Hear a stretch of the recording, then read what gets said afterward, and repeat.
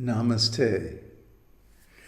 There's something that I've wanted to talk about and make a public record of for some time now, and that is the future, my legacy, and what's going to happen. Well, I know enough about astrology to be able to predict the general outlines of the future. And I have on call a very, very good astrologer, and he helps me with some of the more obscure things. But in this world, there's always uncertainty. One never really knows, even with a good astrologer, exactly what's going to happen. But in general, I can say this, that in the future, this teaching and this work will become very well known and very popular.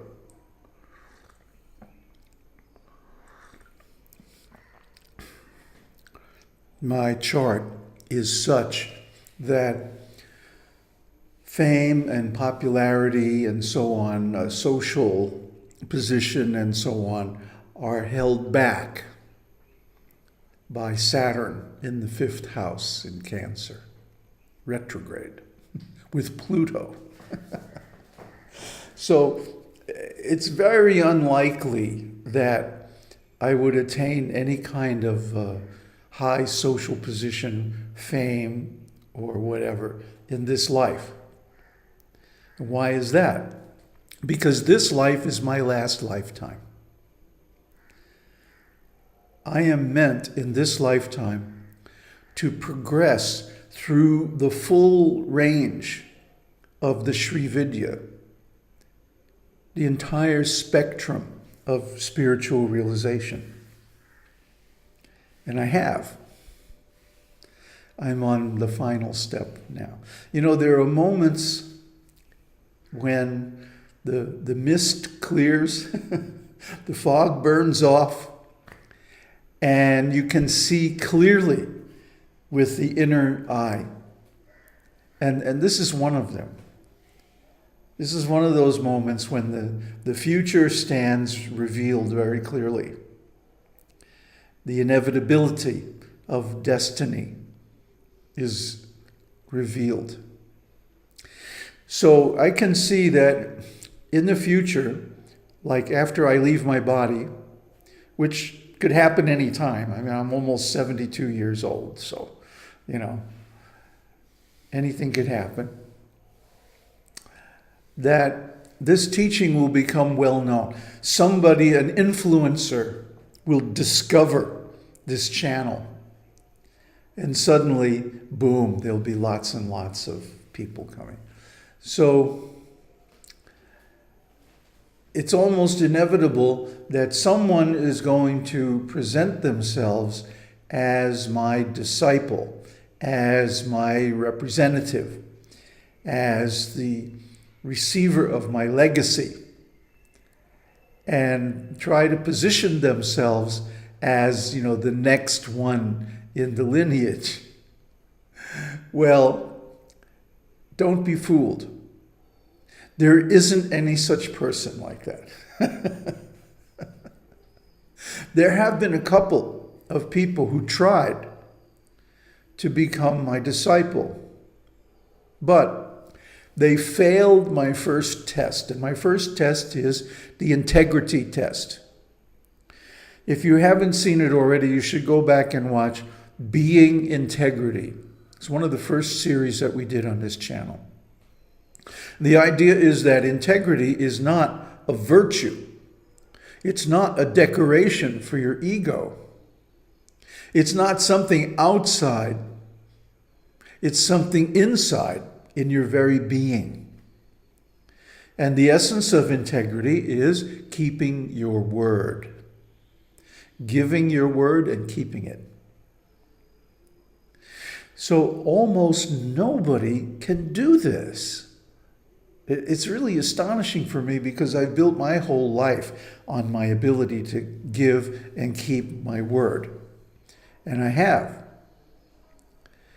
So this leads to a particular mystic power called Vak Siddhi. Vak comes from the word vacha, which means words, to speak. To speak out, uvacha, in Sanskrit. So vacha, and when it comes in sandhi, in connection with another word, becomes vak. So vak siddhi, and a siddhi is a mystic power. Vak siddhi means that whatever you say comes to pass. And the way you get vak siddhi is simply by speaking the truth as best you can. We're all imperfect here on planet Earth. But as far as we know, if we speak the truth and also live up to our words, then we get this power called Vak Siddhi. Mother Kunti had it. Mother Kunti is the mother of the 5 Pandavas. And the 5 Pandavas had a vow that whatever their mother spoke should come true. And they bet their lives on it. It's a very serious vow they took. So one day, Arjuna went to the Swayamvara ceremony, the husband-choosing ceremony of Draupadi. Draupadi was the daughter of King Drupad. And Drupad, his name is immortalized in the school or style of music that bears his name. Drupad music is wonderful devotional music. Very, very wonderful. Check out the Dagar brothers if you get a chance. Drupad, oh my God, it's wonderful. So anyway, Draupadi was choosing a husband, and there was a test. The test was there was a very wild bull, and the contestants had to subdue this bull. So they all failed. All these, big egos and warriors were defeated by this bull. So then Arjuna came. Oh, and there was another test too. There was a cistern of water, and it was mounted in such a way that it would tremble, and waves would be going through the water all the time.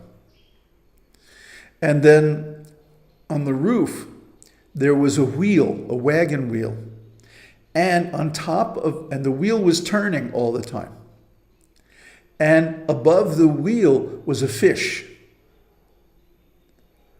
The idea is an archer had to sight the fish in the reflection of the water, shoot through the spokes of the revolving wheel and hit the fish. Nobody could do it. So when Arjuna came, this was during the time when the Arjunas and the Pandavas were in exile, and they had to be in disguise. So he disguised himself as a Brahmin. But Krishna recognized him. Krishna and Balaram were sitting in the assembly watching all this. And they saw this Brahmin boy, but with big broad shoulders and muscles and everything, like a Kshatriya. And Krishna said, "Isn't that Arjuna? What's he doing here?" And Balaram said, "He's going to win the hand of Draupadi, just watch." So Arjuna, when it came time for his turn, he sighted in the trembling, rippling reservoir of water and drew his bow and said, "Narayanam," and let the arrow fly. And of course, boom, went right into the fish. So he got Draupadi as his wife. So when he came back to where the other Pandavas and Mother Kunti were staying, Kunti was cooking. She had this pot which had been given by Durvasa Muni. And Durvasa Muni is considered an incarnation of Shiva, and he's very irritable, very cranky. So if you don't please him, he'll curse you. So you had to be able to feed him and his 10,000 disciples at the drop of a hat. He would just show up. Okay, we're hungry. So he was so pleased with Mother Kunti that he gave her a pot that was basically bottomless. Whatever she cooked would remain full in the pot, no matter how many meals that she served, until she herself took. So she was cooking in this pot. And Arjuna arrived with Draupadi. And of course, the other Pandavas are like, wow, Arjuna, wow, man, you really scored, you know. And they said, Ma, look at what Arjuna got as alms in begging today. And Draupadi was busy cooking. She said, well, whatever it is, make sure you share it equally with your brothers. Boom. They were like, Mom, I think you better turn around and look. So they did. They all married Draupadi, all 5 Pandavas. Why? Because whatever their mother said had to be true, had to come true. This is Vaksiddhi. So I want to make these announcements publicly. See, again, I waited until the end, so that all the nonsense people are gone. That nobody will succeed me. Nobody has a license to represent me. Nobody is able to declare themselves my disciple. Now, there is one person that you should pay attention to, and that's Michael McClure. Michael gets it. Nobody else has ever got it. But Michael does. And I'm encouraging him to write and eventually teach. And according to his astrology, he should be able to teach successfully and even have an ashram and like that in the future. But as far as my legacy goes, I'm not passing it on to anybody. Because nobody has passed my test. Simple as that. However, like I said, this teaching will become popular because it's true. And if you understand it and use it to analyze your life and your spiritual path, you'll find that it works. It worked for me, but it does require some intelligence. And intelligence is in short supply these days. So there aren't very many people who get it. So if anything happens to me, this channel will stay up. I'm choosing someone responsible to manage it and keep it going, even if I disappear, whatever. So if you come across somebody misrepresenting themselves as my disciple or my heir or my, spiritual son or whatever, don't believe it. It's not true. Unless I countermand this video, which isn't very likely. So be careful, be aware, and take this teaching and use it to attain your own enlightenment. Om Tat Sat. Aung Harihi Aung.